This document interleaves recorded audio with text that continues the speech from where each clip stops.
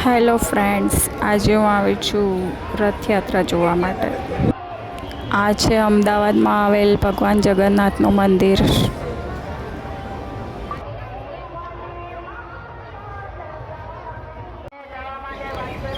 આ છે હાથી.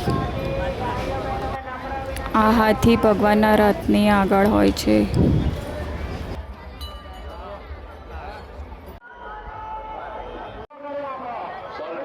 આ રથયાત્રામાં લોકો ઉત્સાહથી ભાગ લે છે.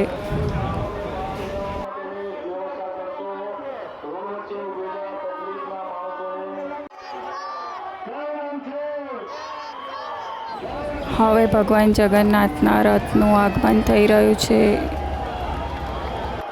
આ રથમાં બિરાજમાન છે ભગવાન જગન્નાથ.